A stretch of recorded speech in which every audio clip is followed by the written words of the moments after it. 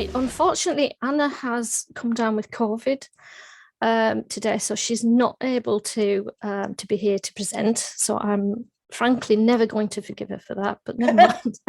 Well, I'm sure it's not tactical COVID, but No, I give don't her love, don't please, think so. Fiona.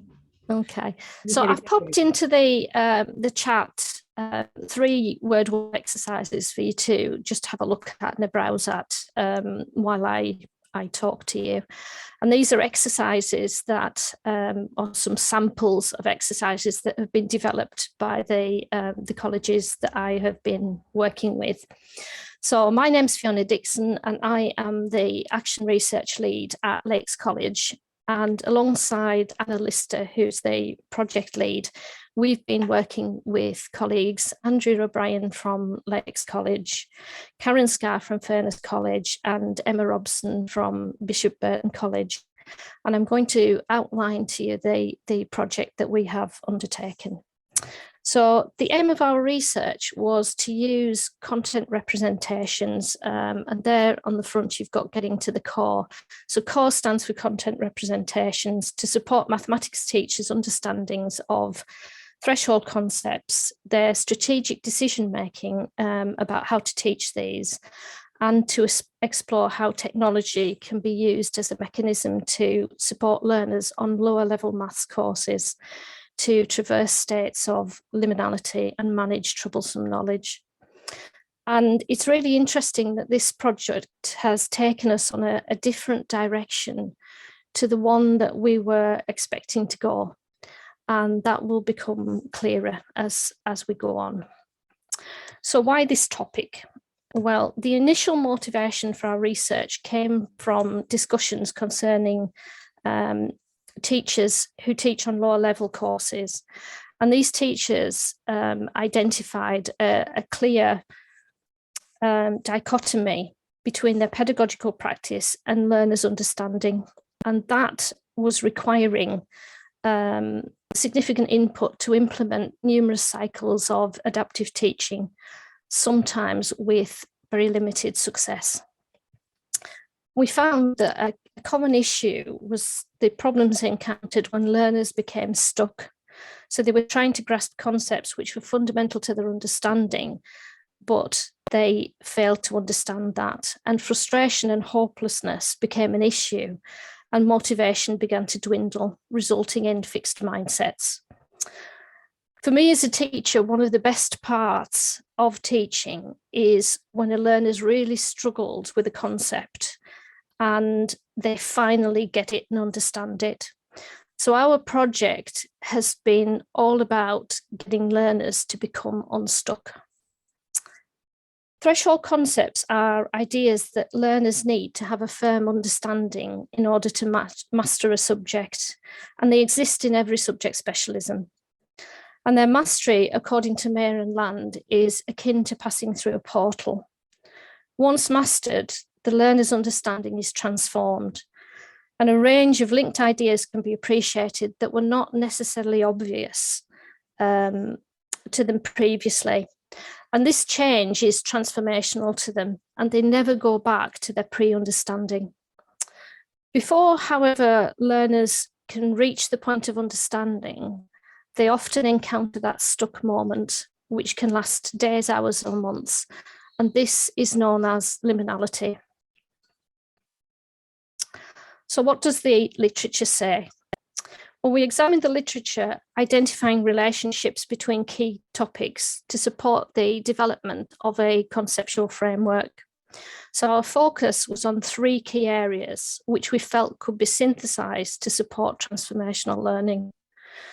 And that's threshold concepts and liminality, pedagogical content knowledge, and technical pedagogical content knowledge. We looked at the literature surrounding threshold concepts to help us identify them. And there was explaining that to be considered threshold, they had to alter the way that the subject matter was viewed. And this frequently results in students becoming stuck and entering that state of liminality as they grapple with unfamiliar and really difficult concepts to them.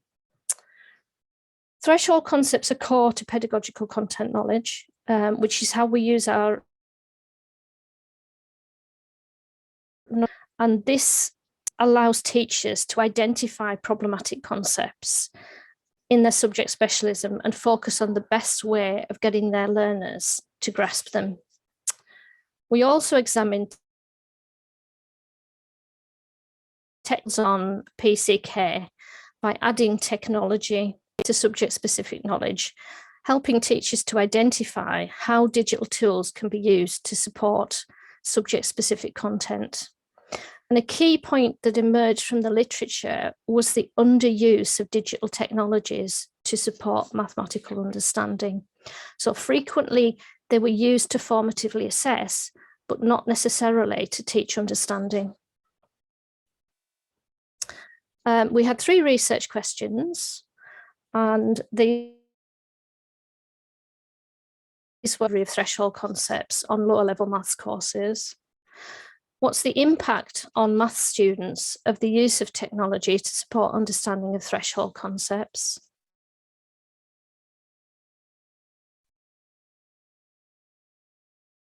And/or understanding of digital pedagogy is required to effectively use technology to teach mathematics.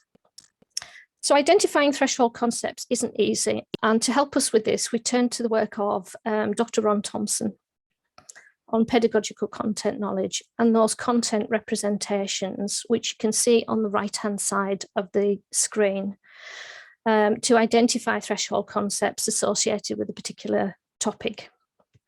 The content representation is in the form of a matrix, and it has a set of 7 key questions that the teacher answers to identify content essential for understanding of the topic being taught.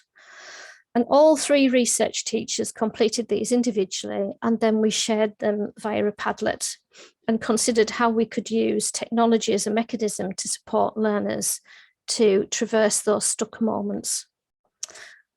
Although digital technologies have the potential to improve mathematical understanding, they are underused. And the challenge for our teachers was the selection of digital tools and the subsequent integration into practice. And this has been commented on previously in other Centres for Excellence in Maths reports. So our choice for our project were online games to engage and ignite the learner's enthusiasm, but are user-friendly for the teacher. And we identified 2 online games, Blooket, which is a modern classroom review game where learners answer questions and compete against each other, earning points and coins, which they can spend and lose along the way. And WordWall, which I've actually put into the chat there, which has a range of customizable and pre-populated interactive game templates. 3 staff interviews were carried out to provide an overview of the experience and impact on learning, and 2 student questionnaires were used to gather student viewpoints. 2 iterations were carried out. The first one was weighted towards identifying threshold concepts, and the second one towards the use of technology. At the end of the first iteration, the content representation was modified to include 3 questions which focused on the use of technology. And these questions were: how can this concept be shown or supported using technology? What technology could be used to present key ideas in different ways? And how can we use technology to work collaboratively on this concept? So the data analysis. Enhance the rigour of the research, and this included both quantitative and qualitative data.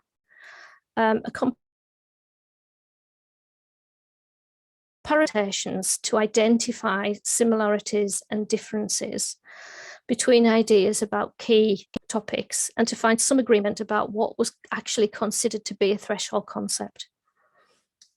We carried out semi-structured interviews to gather teachers' thoughts about the use of content representations as a tool to identify threshold concepts, the use of technology to support learners, and the impact of this on both the tutors and the students. And then we used in vivo coding as it gave voice to the teachers who were involved in the project. And finally, anonymised questionnaires were used to obtain student views. Now, initially, we only planned to use 1 questionnaire at the end of the first iteration. However, following our analysis of the first, a second questionnaire was designed to follow up and confirm our findings. What we didn't have time to do was to actually interview students. And this is something that we would definitely build into our research next time. So what did we find? To be a case for using games. Starting with the first questionnaire, there was an emergence of evidence for the use of games in lessons, with 82% of learners stating that they felt playing games had improved their maths. 87% stated that it gave them more confidence, and surprisingly, 48% said that using games had improved their attendance. Now, this led us to question why we were seeing such positive results.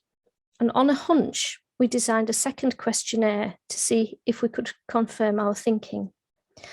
So key questions were then based on the floor questionnaire by Mihai Csikszentmihalyi. And here are some of the results. It's important to note that we included reverse questions as well. So we actually included things like technology does not help me in class to address response bias. And you can see that there were some very positive ideas here, including when we use maths games, I'm totally involved in what I'm doing. The lesson goes quicker when we use online maths. I enjoy competitive online maths. And when I'm playing online maths, I concentrate more on maths than I do normally. So what we appear to be finding is flow. So students are entering a state of flow where time falls away, nothing matters, and they become highly focused. So these games are helping them to really focus on maths. Flow itself is defined as a state of relaxed high performance, and according to the psychologist Mihai Csikszentmihalyi, flow occurs when a person's engaged in an activity that has high challenge skill balance, and this often results in intense concentrated focus. And this is known as optimal experience. So the focus is entirely on the task, self-consciousness disappears, time falls away, and nothing else matters. Flow itself can be categorized into cognitive and emotional flow. And key to cognitive flow is the challenge that allows skills to be stretched. Clear goals so the person knows what's actually required of them, and feedback in order to support their progress. Emotional flow includes total consciousness and time transformation, all of which can be found in a games-based environment, and all of which were present in our questionnaire and our tutor feedback. 68% of the questionnaire sample stated they enjoyed the competitive nature of online maths games, which of course includes clear goals and feedbacks on actions. And one tutor commented that they'd misunderstood how much learners enjoyed healthy competition. 89% of learners strongly agreed that when maths games were used, they were totally involved in what they were doing. And 72% stated that they felt they concentrated more. Again, this was echoed by their tutors who commented on improved focus and concentration. 83% of learners felt the lesson went quicker when online maths games were included in the lesson, linking to that time transformation and the idea of time falling away.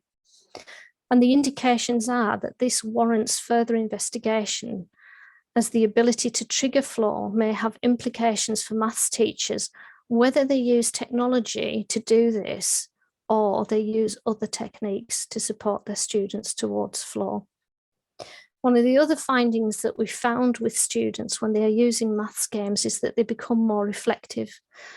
So even if the games are placed on the interactive board or smart screen, the other learners who are not necessarily actively participant in that particular game are reflecting on what's happening and looking at patterns and identifying patterns and traces of what is happening.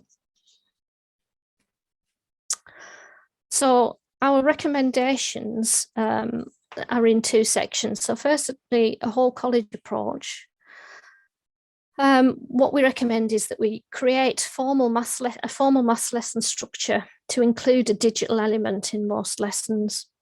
So it doesn't have to be every lesson, but there is something there in most lessons, maths lessons. That we choose online games that engage and ignite the learner's enthusiasm, but are user-friendly for the teacher. And that can be through the use of things like WordWall, which allows the teacher to design their own games as well by using a template, which makes it very easy. Support teachers with digital confidence through CPD. And provide someone, a learning technologist or someone in the department who researches, tests and recommends games and software, and that will help with keeping things fresh as well. From a teacher approach, we recommend developing an open mind approach to using technology in the classroom. Tutors definitely found the use of content representations useful to explore threshold concepts and how they could be supported using technology.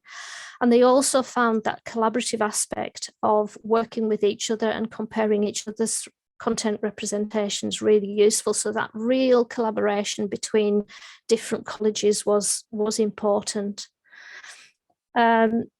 Also tutors to identify gaps in their digital knowledge and access CPD to support this. And to really mix it up with learners, so ensure that learners experience a variety of digital games to maintain their enthusiasm. And then the use of digital games to explore vocabulary and meaning, as well as mathematical operations. So it doesn't have to be all about actually doing maths. It can also be about their understanding of mathematical vocabulary and subject specialism. So we are hoping to continue this research with a focus on flow and how this can be triggered through the use of technology to support learners to become unstuck in September. And thank you for listening. And that is the end of my presentation.